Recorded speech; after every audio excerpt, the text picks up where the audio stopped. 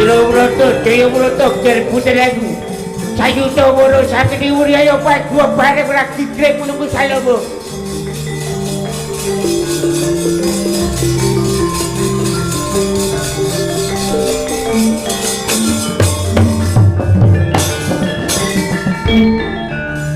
Sunamatek ajiku jaran goyang.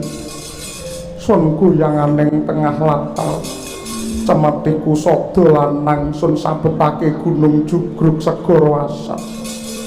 Sun sabetake jabang bayine wong sing ana ngarepku iki. Teka kedhep teka kerep welas asih awit saka keparenge pengiran. Esek. Esek.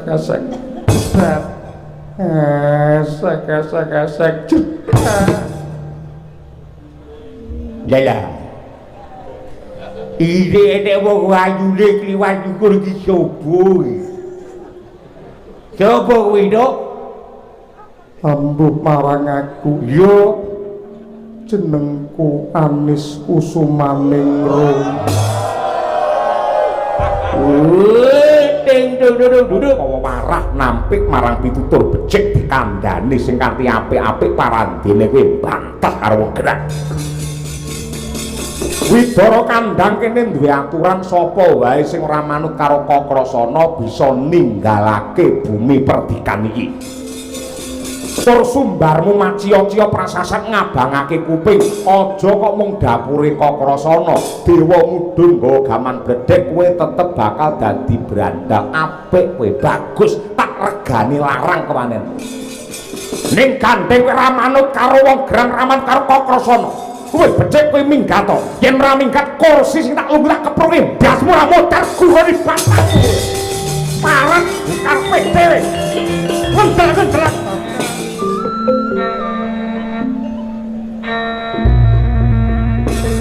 Narayana.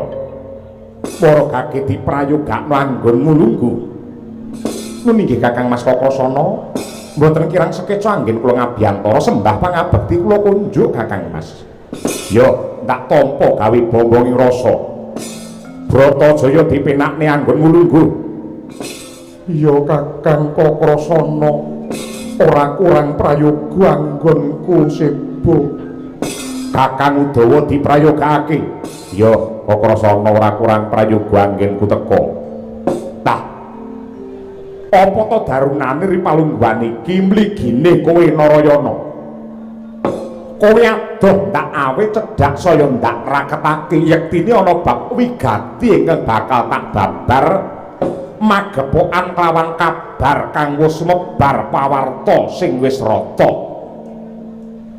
Ana kawula Widara kandhang kene sing ora gelem disebutake sapa ta jenenge, matur marang Kakrasana sing sing wigati tingkah laku tindak tanduk solah sloga lan munamuni tumrape Narayana kuwi mrucut saka gendongan luput saka ngembanan.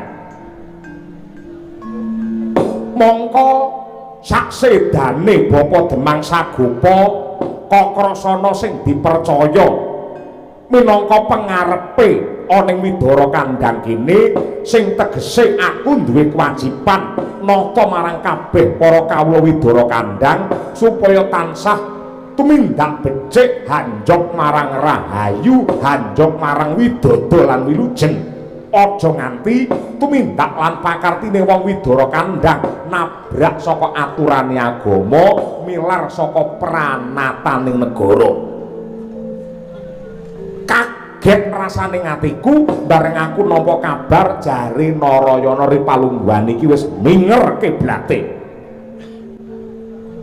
Narayana wis minger kiblate manut kabar sing tak tampa kowe ripalungguhan iki wis wani nindakake molimo. Madhap madon minum main maling jare wis budaya kok tindake ing saben dina. Ora mung bab kuwi wae.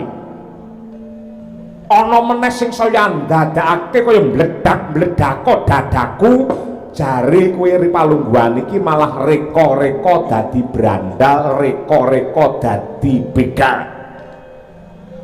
Kondange ning alas wulusan ana brandal sing jenenge Sura Gentiri, bareng diteliti kanthi permati jebul kuwi Narayana. Saiki kowe kandha, kowe matura, kabar sing ndak tampa kuwi kabur apa pancen kababaring kasunyatan?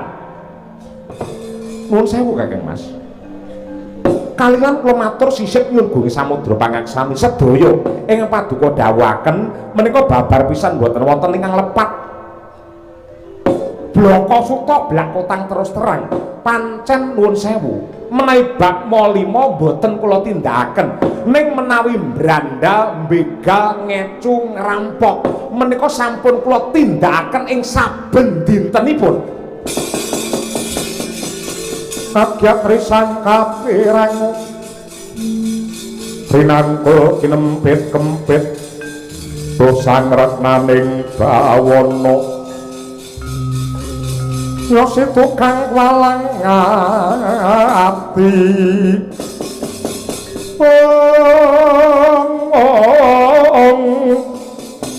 yosi tukang walang ati yosi tukang sing tias yosi tukang kudu garing dalah jagat dewa bato jagat mangestungkara kowe wis nglenggana kowe wis ndodho kowe wis ngakoni lamun to kowe dadi brandal dadi begal inggih ning kula nggadahi wewaton kula anggadahi dasarmu piye anggen kula njarah rayah bandanipun para pejabat anggen kula ngrebut bandanipun para sugih menika mboten kok mikolehaken dumateng diri pribadi kinarya mulyakaken dumateng Narayana piyambak ning menika kula dum-dumaken dumateng para kawula ingkang gesangipun menika ngagak-agak delak-delak amargi menawi kula tingali ing negari Mandura mriki timbangan ngibaratipun malah saya jomplang tegesipun sing sugih saya ndedel sugihe sing melarat malah saya nete-nete uripe kula mboten mentala ningali kawontenan ingkang kados mekaten mila anggen kula dados brandal dados begal menika sedya kula tekad kula menika suci lan rahayu anggen kula pengin mulyakaken dumateng tiyang alit nadyanto nganggo waton apa wae ngangge dasar apa wae sing jenenge dadi brandal dadi kecu dadi begal kowe pakarti sing nista milar saka waliring agama lan uga aturane negara aku ora nglilani sawangan Kokrasana wis dituwakake ana ing Widara Kandhang ucape Kokrasana diguguar wong pirang-pirang yen nganti aku nuturi karo adikku dhewe ora kelakon tegese aku kelangan kawibawan lereno anggenmu dadi begal lereno anggenmu dadi brandal nuwun pangapunten sampun malih kok namung paduka ingkang paring dawuh ngendhakaken kula dados brandal utawi begal nadyan dewa mandhap ngasta gaman bledhek kula mboten badhe leren tetep kula dados begal tetep kula dados brandal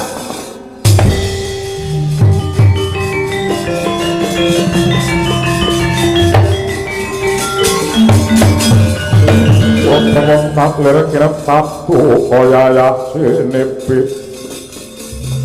cocok bang mawingo-wingongis netra kocak ngondar hampir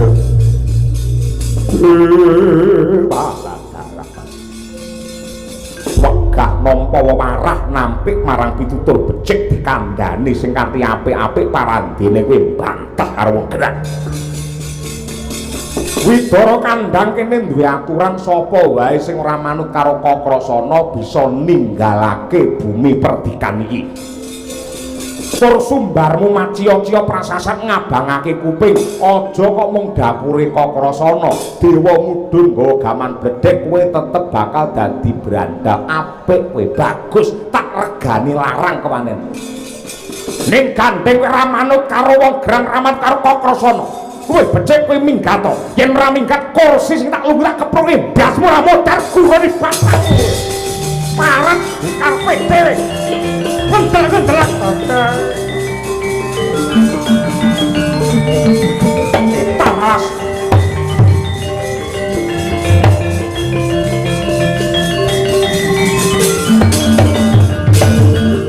Kakang Kokrasana ndak aturi sabar yo Kakang. Kakang Narayana kang ibarate jaran lagi megar, ibarate geni lagi ndadi. Yen geni kok musuhke geni tartamtu bakal saya murup manghala dalan.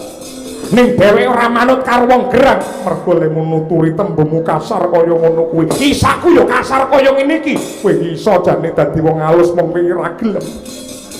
Aku ngelekake karo kowe, aku ora lali ning kowe iki kleru. kok ngleroke karo aku sing dadi brandal ki Narayana yen kowe mbelani Narayana minggat to pisan Rasa kok tundung aku ora kasan kowe nesu.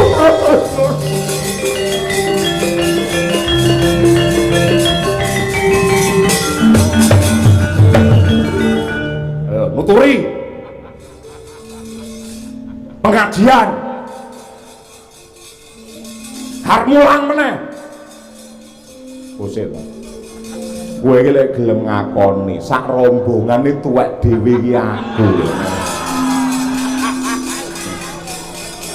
Wong tuwa iku kudune tinuwa tuwa lan tinuwi-tuwi. Wong tuwa iso malah nggih dolanan sing bocah-bocah iki. Aku ki yo ngelekake, aku ora lali. Sik to rungono dhisik.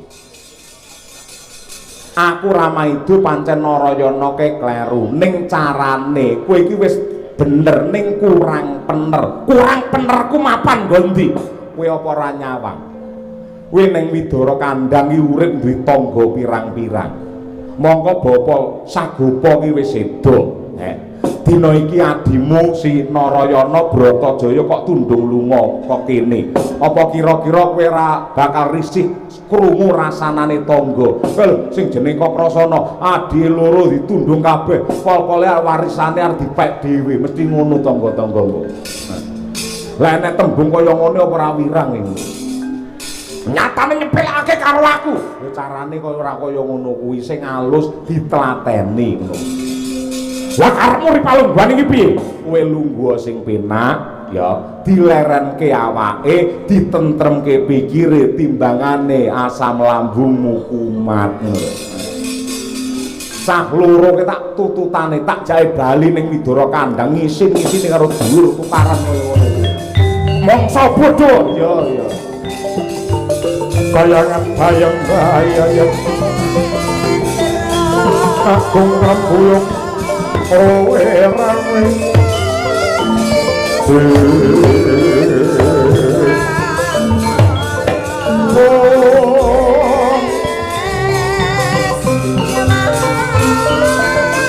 kowe rawe ring rawan ora karo karandang kondang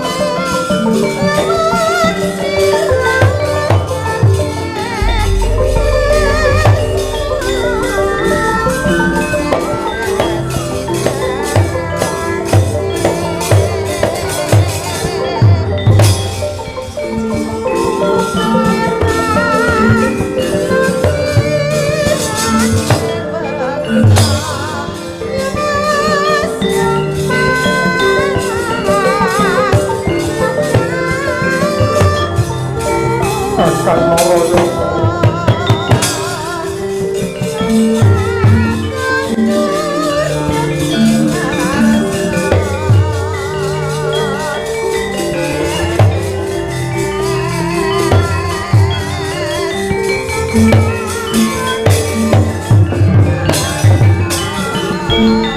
kowe tek nututi aku lara ireng. Apa kira-kira kowe ora isin duwe dulur begal? Apa kira-kira kowe ora gila duwe dulur beranda? Ora. Nadyan to kowe dadi beranda, dadi begal ning sejatine niatmu kuwi tulus lan becik. Aku ditundung karo Kakang Kokrasana. Aku ya ditundung. Aku wis ora krasan mapan ning Widara Kandang bendina digetaki, dipisui terus. Mula aku tak melu kowe. Aku ki begal, aku ya iso dadi begal. Kowe wong wadon, yen wong lanang branda nggunakake kekuatane wadah, kowe ora bisa peperangan. Yen carane begal apa kudu perang. Nadyan to aku wong wadon yen gelem begal, gelem branda. Wong lanang-lanang kae tak kedhepi sisih mripatku, tak eleti nganggo ilatku. Nuwun sewu yen mung lurah-lurah wae bengkoke mesti entek musuh aku. Sek kaya ngono tembungmu, bakune aku nderek karo kowe ning ana paribasan Narayana Bratajaya. Mulih.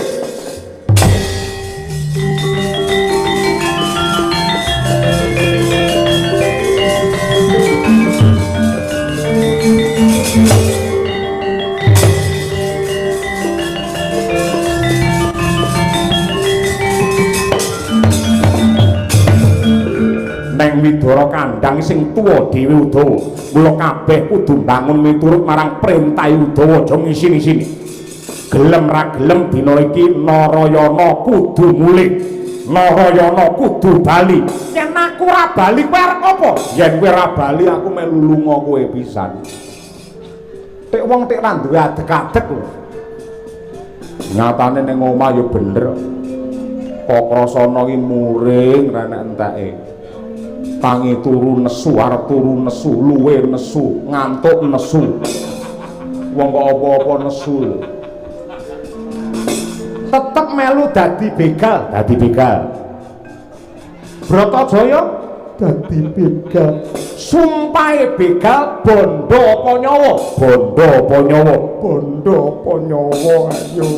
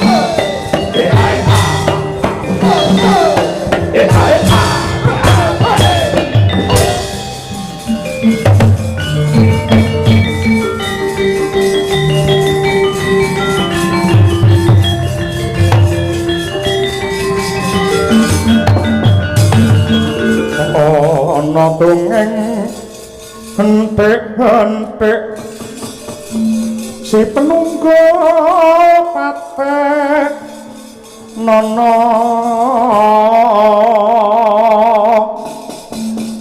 panunggul apa dosane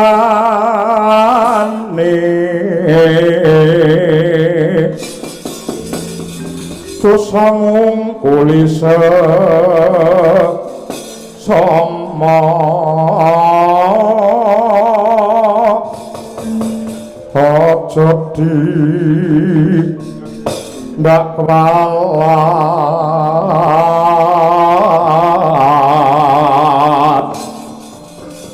lah iya bener kandham awakmu lali sumber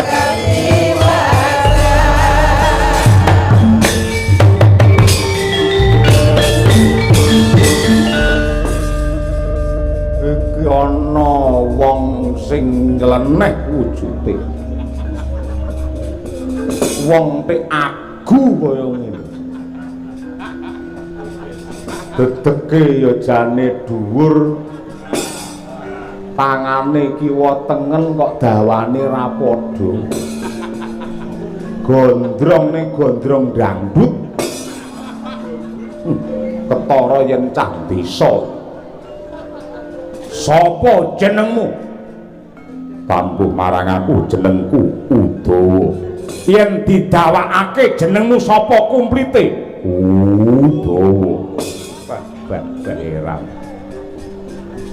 bocah ngendi bocah alas wulusan kene kowe dampyak-dampyak barisan saka ngendi saka negara Ngastina iki Raden Swatama kowe bakal menyang ngendi tumuju marang negara Ngamarta perlune nadyan kaya apa lan kepiye durung marem penggali Sinuhun Prabu Duryudana lamun ta durung bisa ngokop gedhe para Pandhawa kowe nyegat lakune barisan para Sata Kurawa ning kene arep ngopo bondo apa nyawa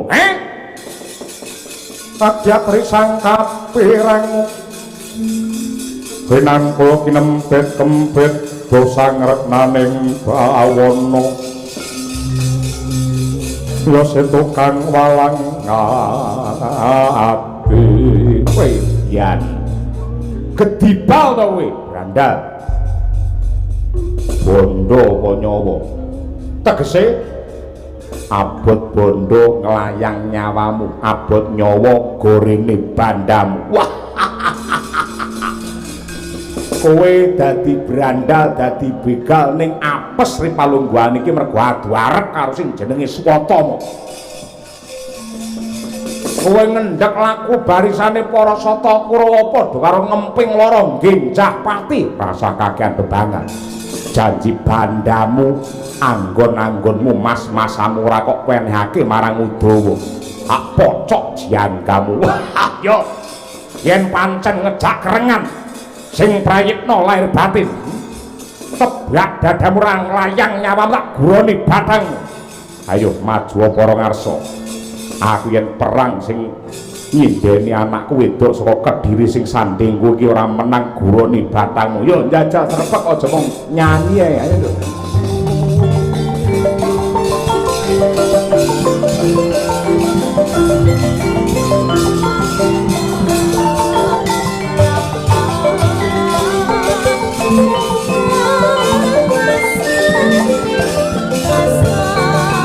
sedang jroning dewa mandi godhong lan padhanipun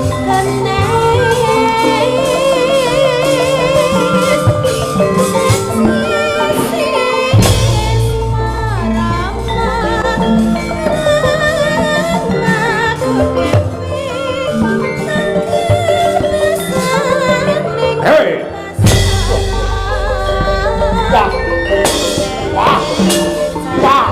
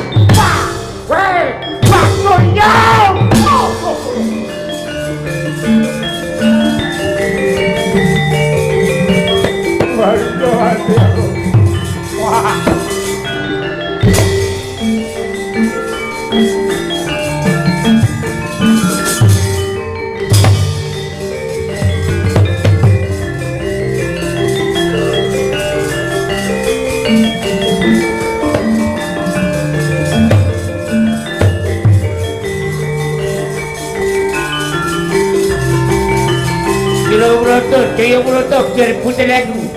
Sayuta woro satri wuri ayo bae dua bareng lagi grek menunggu salombo.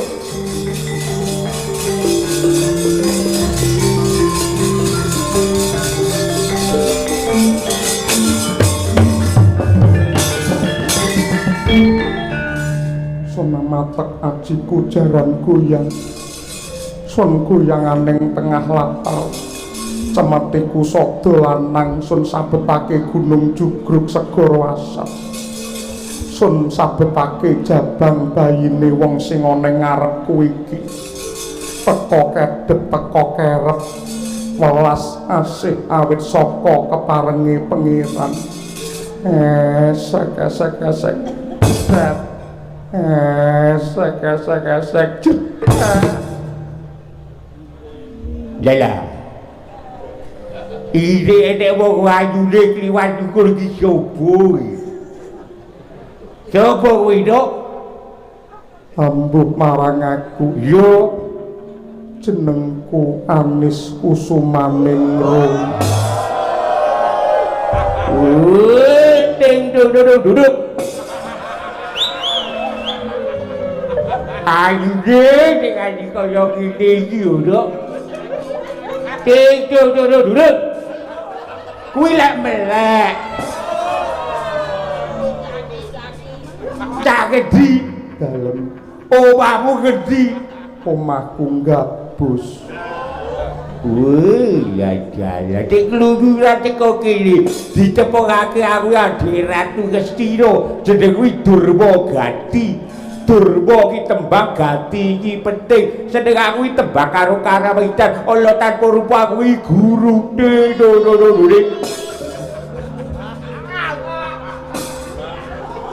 Kowe arep ngopo kowe? Aku tak bloko. Piye? Aku kenapa bareng meruh karo kowe. Rasaku dek kaya kaprawasa dewaning asmara. Maksude Aku tresna karo kowe. ojo-ojo kowe duwe bojo, kowe ra entuk melu kene. Ora aku isih legan, aku isih ijen. Tetati kowe ngeterni ning ngendiae karo aku gelem. Aku mung tansah manut karo kowe. Kowe lunga ning ndi ae tak toke. Aku lunga nyabul gawe sewengi. Aku melu. Engko bar nyabul gawe aku kudu nabung sik ning kamar mandi. Aku tetep sabar ngenteni. Mesake kancane sing ngantri. Kabeh kok kebelet kono malah blamblung ora.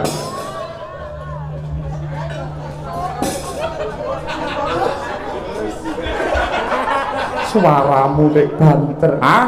Suaramu nek banter. Cek yaine.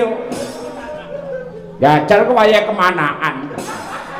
Wong dhek sing salah kancane disalah-salahke. Wong nggih tipung iso lho. Aku tresna karo kowe, aku pengen dadi bojomu Durmagati.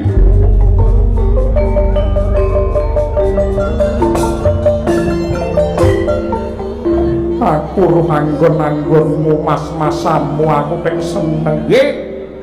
Juwuke kelat bau ki Mas. Gelang Mas. Iki cincin yo Mas. Kabeh iki sarwa mompyor iki sarwa mas-masan kabeh. Kabeh itu kok jaluk watone kacamataku aja kok jaluk. Aku ora ro dalan lek kok jaluk.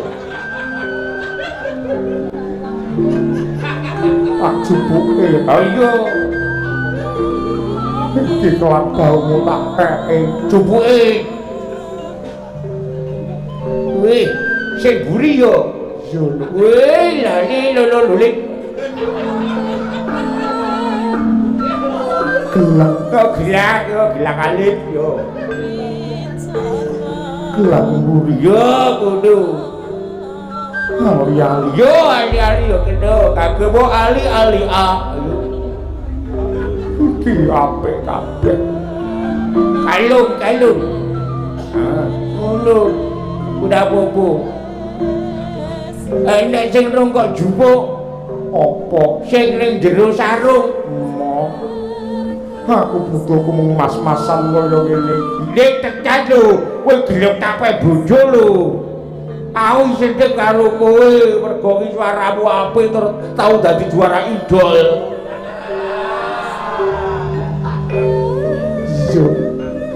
Ya ampun, kobongan buri kaya apa? Endi bocah nek kobongan apa-apa. Kowe copet tenan iki. Woi. Kayalah.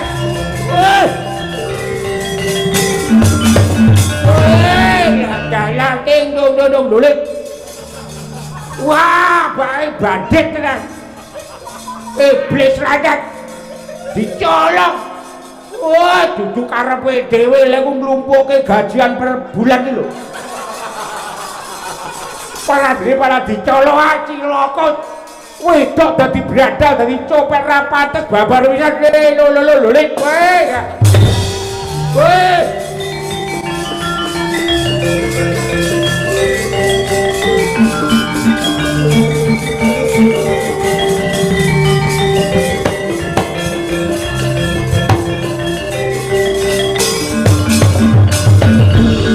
Sonamatek ajiku jaran goyang sun goyanganing tengah latar cemetiku sada lanang sun sabetake gunung jugruk segara asat sun sabetake wong lanang sing ana ing ngarepku iki teka kedhep teka kerep welas asih awit saka kersaning Gusti sek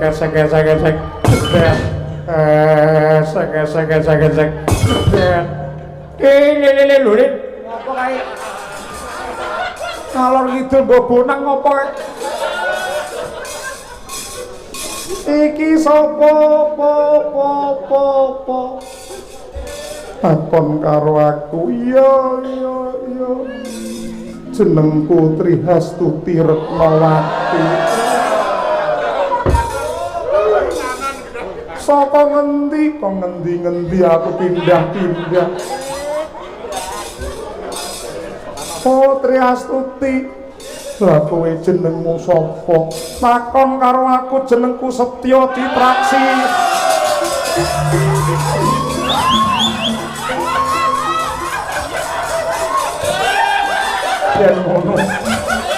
yen ngono kowe kancane sing lulu kae ya pancen ngono aku biasa nilai nyambut gawe nyegati ya sak nggon senengane ngoyak-oyak arep absen aku nyawang kowe nek senenge kaya ngono wong ganteng kliwat ukur ganteng nek nganti kaya ngono pinter nek nganti kaya ngono nabu apa-apa nek apik aku iso mbayangne yen nabu aku mesti saya apik aku pengen dadi bojomu aku rapinen yo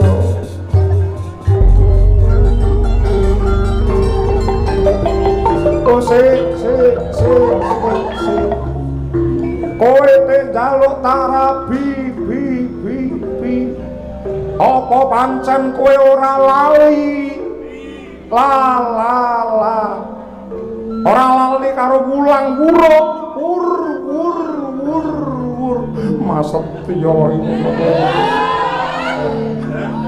gelange te apik bar disemprot prot Mas iki tak suwune ya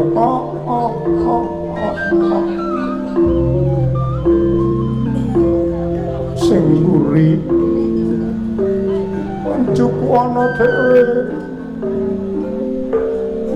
Mas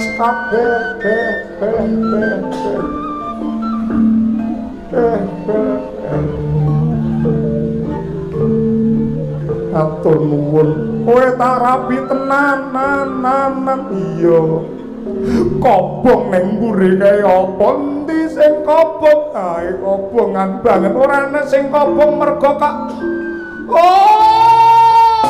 pat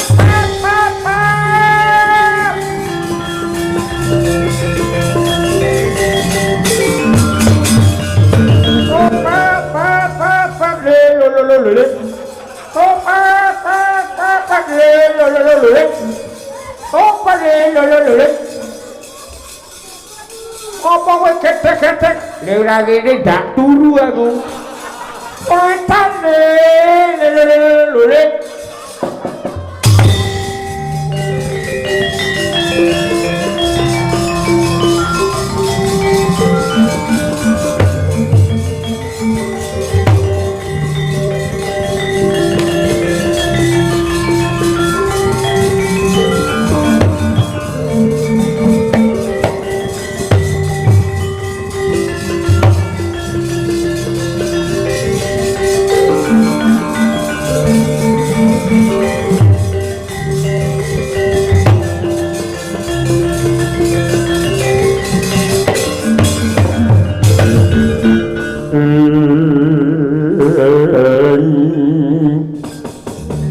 Ratri gumulung mangrempak ing wadya mangrempak ing wadya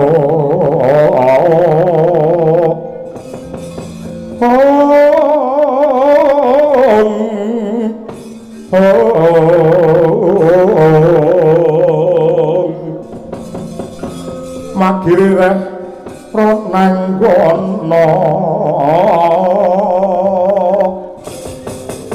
rananggono magawe ya gelar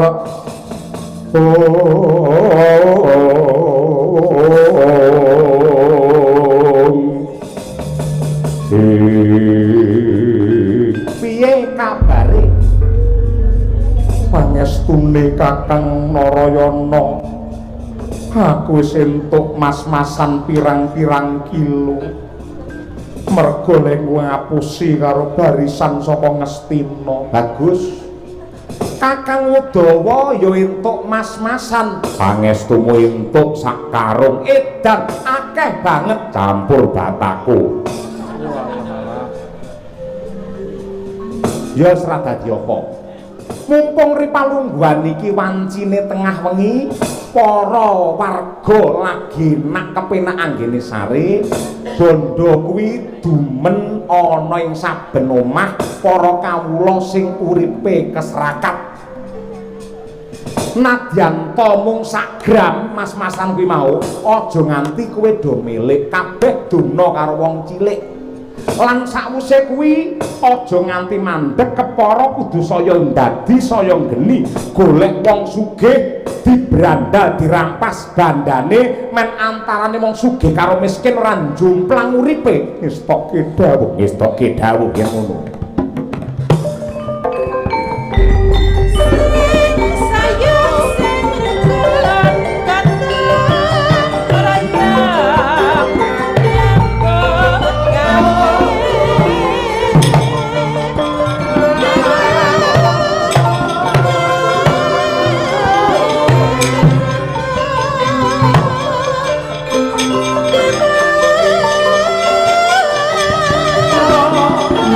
Oh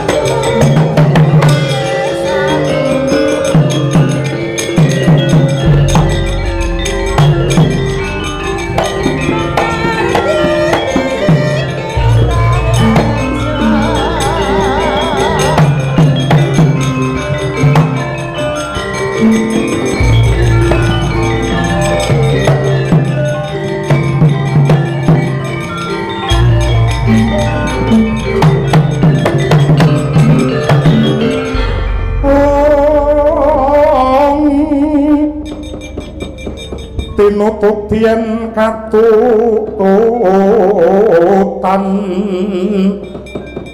lamun mangsah prawira daya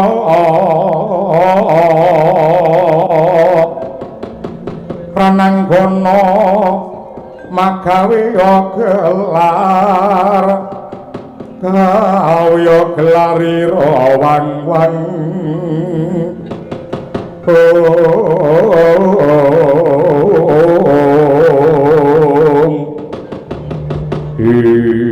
waladala reca manik sejati ning alam ingkang tinut ing jagat nadyan kaya ngapa lan kepiye dam darat isih kelingan lamun to sing jenenge Pandhawa ki duwe kaprawiran ingkang nyidap-nyidapi yen anggenku makarti anggenku jumangkah mung gunakake otot ora gunakake otak mung gunakake akal tanpa nganggo akal tan wurunga bakal kejudiran mulai palungguhan iki aku ngerti lamun to yektine mung punta dewa kae sing dipundi-pundi dening Pandhawa liya-liyane yen sing jenenge punta dewa tak colong tak cidra banjur tak pateni mongko sumpahe para Pandhawa ibarate kaya ndok sapetarangan mukti siji mukti kabeh mati siji kabeh milani yo tak cidrane si punta dewa ngibarate kena iwake aja nganti butek banyune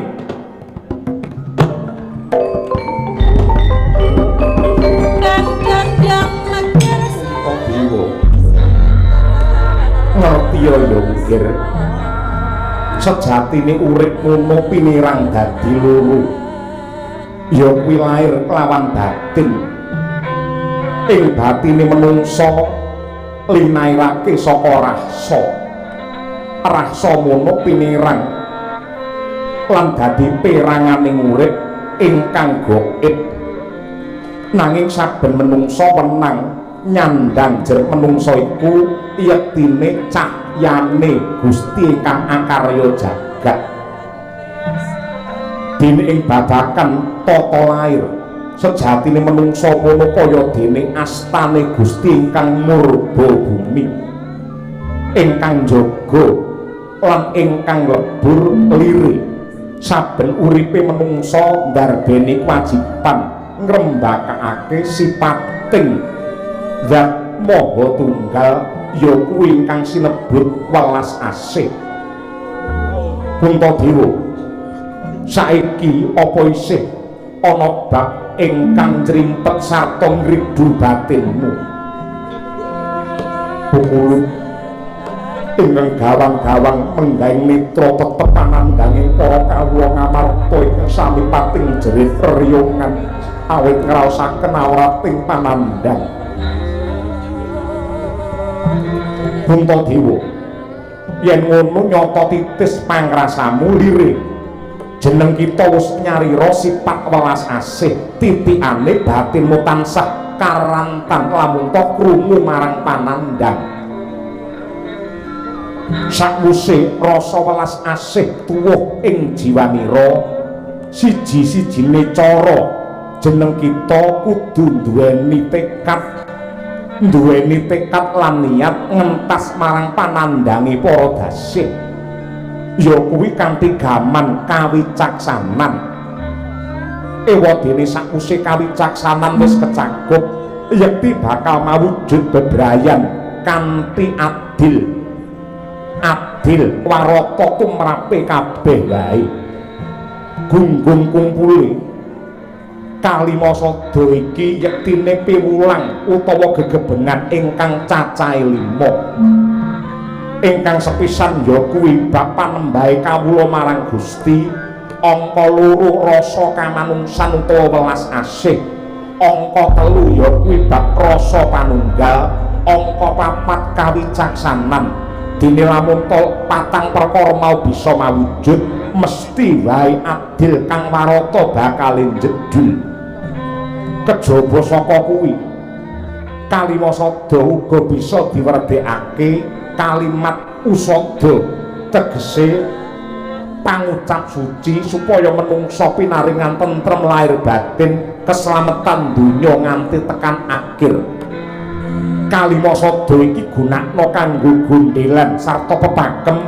utawa dasaring negara anggenmu mangkreh marang kabeh para kawula ngger Puntadewa.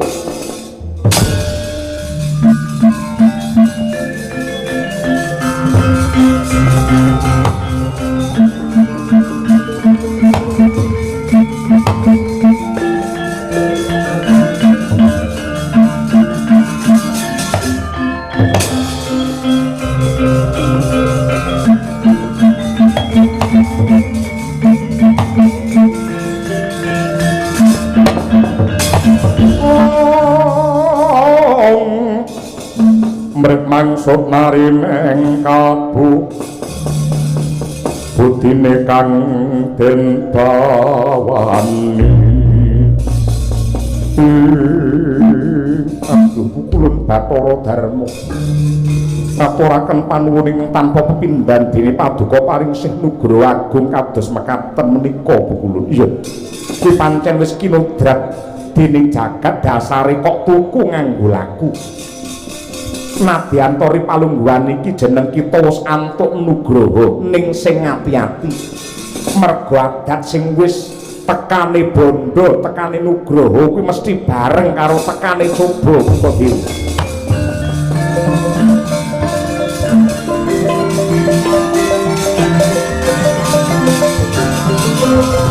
Aku Narayana sing lagi mbledak dadi buta. Akeh sing ngarani yen ning alas ulusan kene iki jenengku Branda Suragentiri. Wis kondang alas iki gawat mergo kabeh padha wedi yen tak jarah rayah bandane tak ilangi nyawane. Nanging yo kene wetik wani kluyuran mapan ning kene. Mengko dhisik kisana. Nadyan to panjenengamu kuwi kondang Branda sing kejem nanging mesti isih duwe rasa pangrasa. Ya mung aku bakal nyuwun pirsa ing ngatasé panjenengamu kuwi piyai sing digdaya Sekti Mandraguna. Apa ora luwih prayoga yen kaprawiranmu kuwi kok gunakake kanggo labuh negara kanthi srana dadi sentana utawa prajuriting praja. Aku dadi Branda, aku dadi bekal mergo pancen aku serik karo pejabat negara. Sebab apa tek ngono? Mergo pejabat negara dina iki wis kelangan kiblat. Hanane mung wong murka lan serakah kawula dijiret nganggo pajek sing nekak gulu ning entek-entekane mung dinggo bancaan lan ngumbar kamurkan dene Sentana Praja. Mula aku dadi begal iki mergo sing tak jarah rayah kuwi mung bandane wong sugih, bandane Sentana lan duwite ora tak pek dhewe tak sebar marang para kawula sing uripe mlarat keserakat.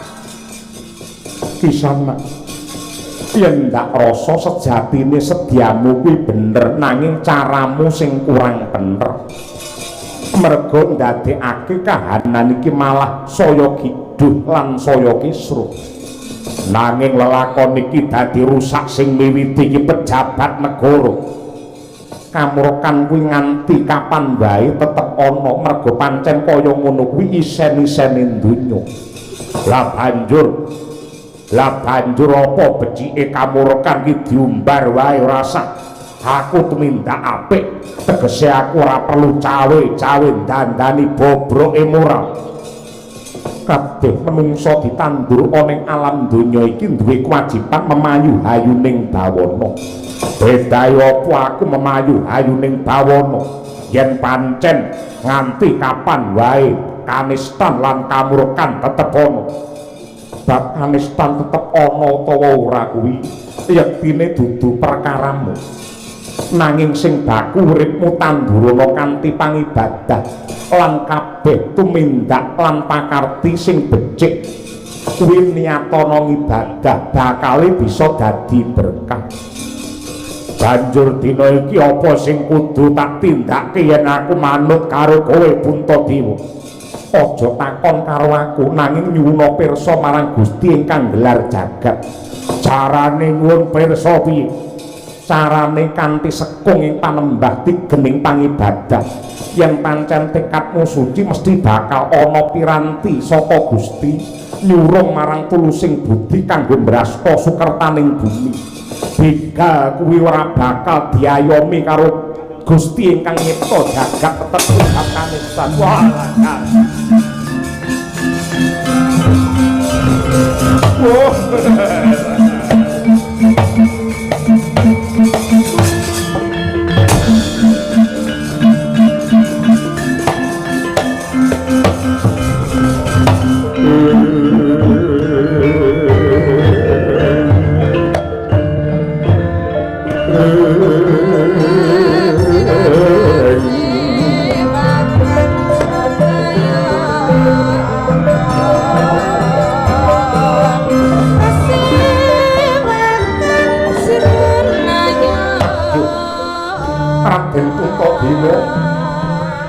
Aku banget ngaturake panuwun dene malah jeneng sira ingkang bisa narbuka wiwara tumrap Narayana ingkang tumindak agan tanpa paniti priksa kaya mangkene. Nuwun sewu. Syukur bagi sewu menawi jengandika sampun enget dumateng Purwadasita. Yektosipun ageng pangeman kula dumateng jengandika Kakang. Tek Kakang menika kados pundi? Kula kaliyan paduka menika sami-sami trah mat ing Mandura. Paduka putra dening Sang Prabu Basudewa utawi Prabu Basudewa. Kula putra saking Kanjeng Ibu Kunti Talibrata. Mongko Kanjeng Ibu Kunti Talibrata menika kadang anenipun Prabu Basudewa malah dulur dhewe nggih ngono.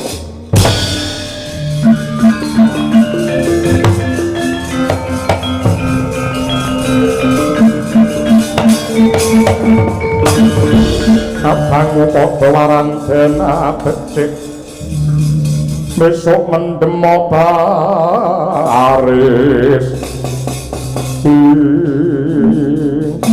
Yayi Puntadewa inggih Kakang Narayana semanten sih katresnan ndika dumateng ingkang Raka inggih mila ripalungguhan samangke kula badhe sumpah mugi jagat saisinipun dados seksi gesang kula mbenjang tetep badhe dados rana pengayoman lan bebantu dumateng para Pandhawa.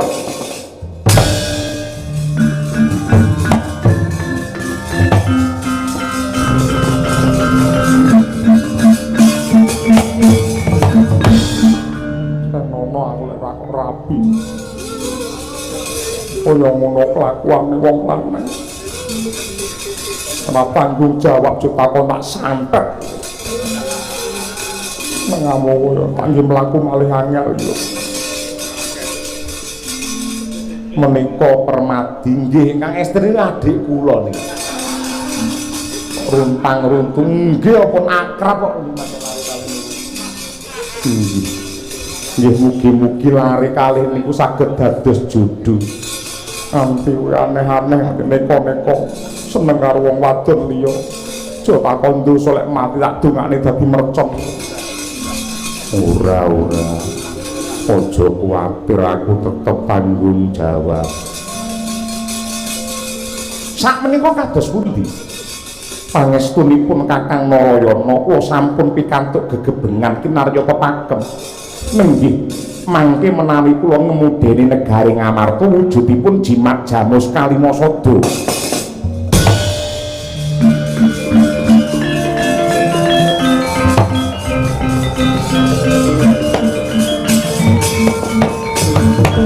Carita kaya mangkono jenak nggih imbal wacana nenggih satriya kekalih ucap para kaya ing ngambah dirgantara kemul mendung anenggih jin dan darat menteleng mripate mandeng marang Puntadewa kebat kaya kilat kesit kaya tetit Dioden saut ical saking Pandulu bingung Sang Narayana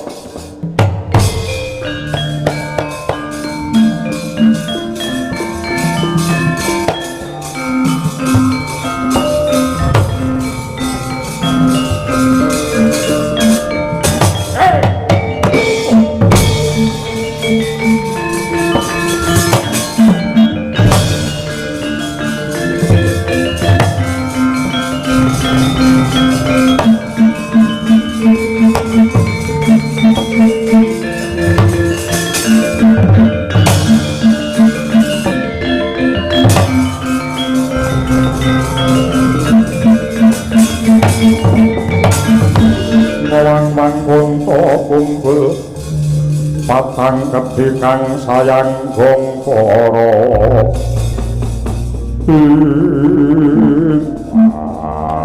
neng timar kakangku aku ora ngerti Yayi Bratasena kaya ilang saka pandulu jinempa ning angin mau jagongane karo kowe mongko ora suwe maneh dhewe bakal dadi ratu paradine lakone kaya ngene njur piye sampe ora tanggung jawab jo takon sik mandek sik ora ngerti to kahanan lagi genting kaya ngene runtang-runtung ora senengane Permadi mloka mlaku lho menawa mboten mloka mlaku kula ngantun iki semune sing nyidra ki bangsane Gandharwa sik Pandhawa duwe tepungan Gandharwa apa ora mboten mboten piye apa ora kelingan nalika babat Wonomarta kowe duwe jenenge wong wadon sing kok tresnani rabi karo jenenge Jimambang kakelingan Jim Asmarawati Jim Keni Asmarawati sayang Goro Parno moro tuamu ampun duwe bojo duwe bojo karo aku lho sik Joko ayo karo aku malah ngidoni kaya ngerti lah aku senengane didoni ayo rene to sapa Andara Parno para tuane Permadi oh wis duwe bojo to kowe Permadi nggih kula mboten sengaja rabi ora sengaja ketandasmu kowe ora masane kok padune wen rab seneni karo Sembadra to mboten mara tuamu nggih Resi Anggara Parna utawi Jim Wilawuh yang dicekak Wilwuh upama kowe njaluk tulung karo mara tuamu kira-kira piye yen kowe iso adikku PN ra apa-apa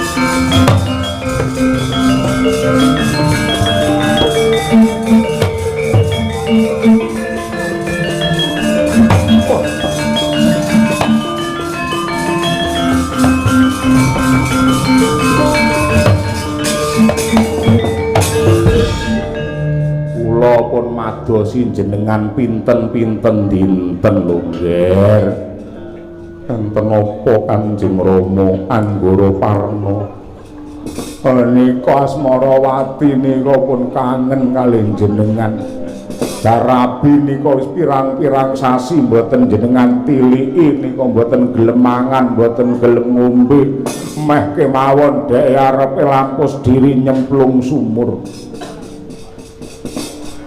ngantos ngaten inggih nyuwun pangapunten awit kathahing pedamelan lha nggih ning manglunggarke tenggen Sendang Cintapura mesakaken bojo kok dilerke kaya ngono kuwi nggih ana ndang Sendang Cintapura kono udah kono bojo aku sik Joko senengane parani atine wong wadon demonge karo aku ae aku ya Joko sumpah nang sunate urung lho aku niku lak Bagong riyin nggih kok ya sik mboten tuwek-tuwek niku mboten tuwek wong nika seneng terus kula badhe nyuwun senjata pitulungan kadang kula sepuh Kakang Puntadewa dipun cidra kaliyan Gandharwa panjenengan rumiyin lak pujangga kraton Ngamarta ndagi wonten Ngamarta mestine apal kaliyan Gandharwa malenggah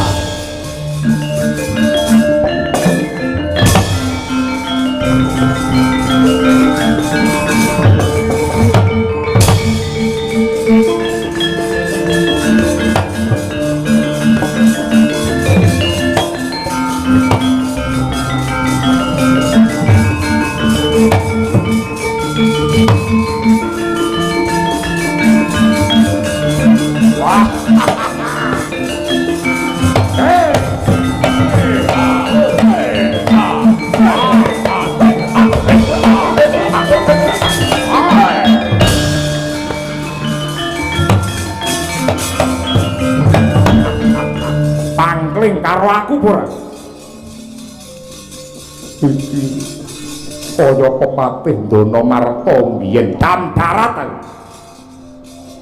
sing ndok karepake piye nadyan kaya ngapa lan kepiye para Gandharwa do teluk do tunduk karo Pandhawa yen aku tetep bali lho.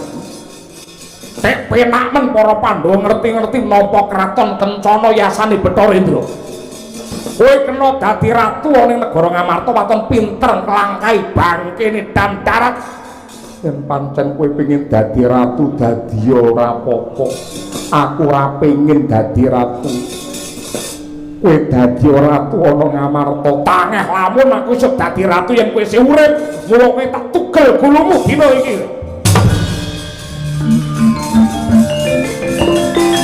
Weh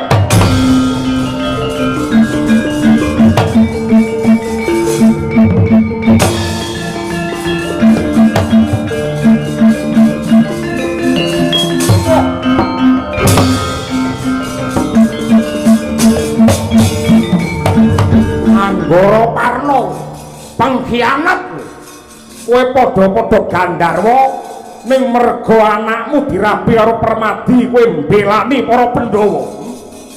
Para Gandharwa disuk karo para Pandhawa mapan ning Danamarta merga dapure Anggara Parna. Cangkemmu.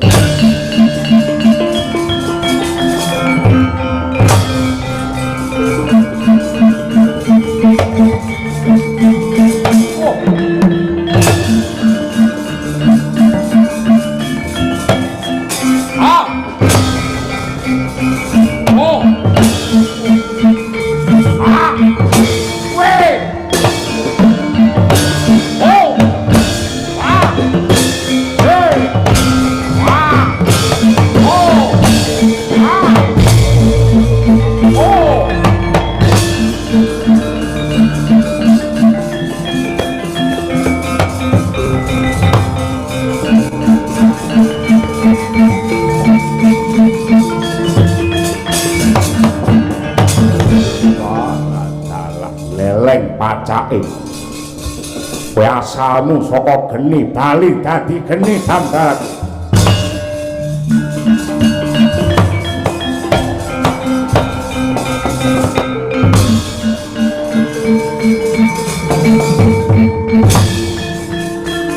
Wah!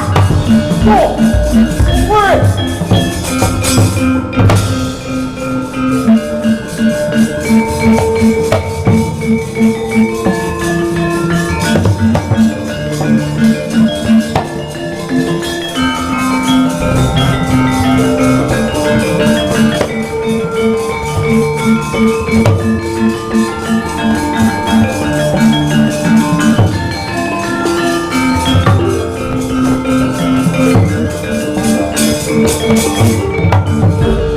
Mawik nam mastuna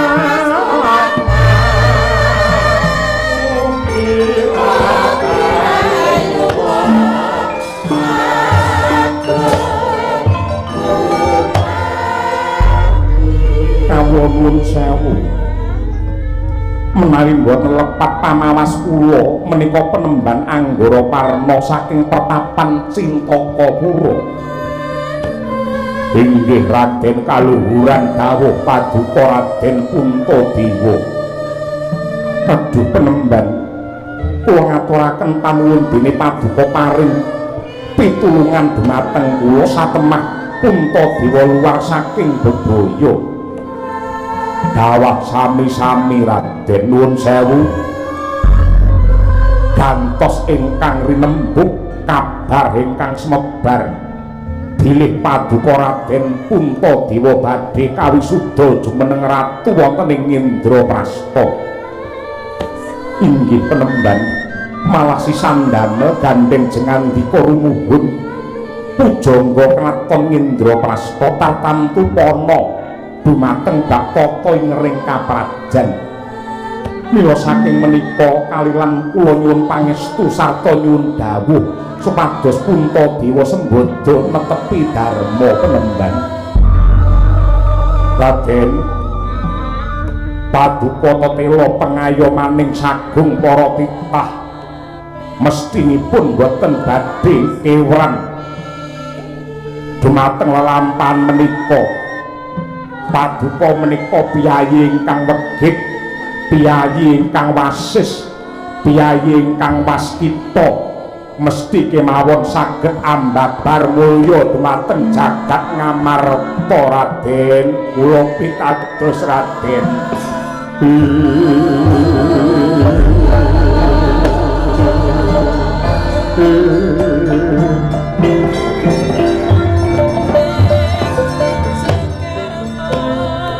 Nanging gandeng jengandika mundhut pirsa, mila nadyan seklimah kalih klimah kula badhe ngunjuk atur. Nuwun sewu nggih, nggih. Kalilan kula caos katerangan bab sejarah mula bukanipun kraton Indraprastha. Negari Indraprastha menika yasanipun Sanghyang Bathara Indra ingkang pambanguning kraton kala wau dipun tindakaken dening para Gandharwa kalebet kula menika ingkang kapatah mangka dados undhagi. Mila winastan Indra Parahasta awit kaendhanipun kraton Ngamarta menika sak prawolunipun kagiwangan kaendran. Nah, menapa to sebabipun Sanghyang Bathara Indra yasa kraton Indraprastha karana kangge nimbangi kraton Ngastina. Sanghyang Indra paring dawuh bilih anut lampahing kodrat pedhak turun sang yasa ingkang nami Pandhawa lan Kurawa badhe cecungkrahan rebab kamukten negari Ngastina. Lah kinarya nimbangi para Kurawa anggenipun ngregem Ngastina pramila Sanghyang Bathara Indra yasa kraton Indraprastha dipun aturaken kagem para Pandhawa. Namung kemawon Raden, mugi kawuningan kraton Indraprastha menika kraton pujan, tegesipun saged mawujud karana pinuja mawi mantra tumrapipun para dewa lan Gandharwa. Dados kraton paduka menika sipatipun suci, boten kenging kalepetan kanistan sarta kamurkan. Mila saking menika nggih wewaler menika kula aturi ngemut-emut menawi sak mangsa-mangsa kraton Indraprastha kinarya sesukan ajanging ngabotowan liwat dados pancadan kerusakan banjir darah wengising perangkadan ing mriku badhe tamat sejarahipun Indraprastha badhe sirna musna icang ilang tanpa crita.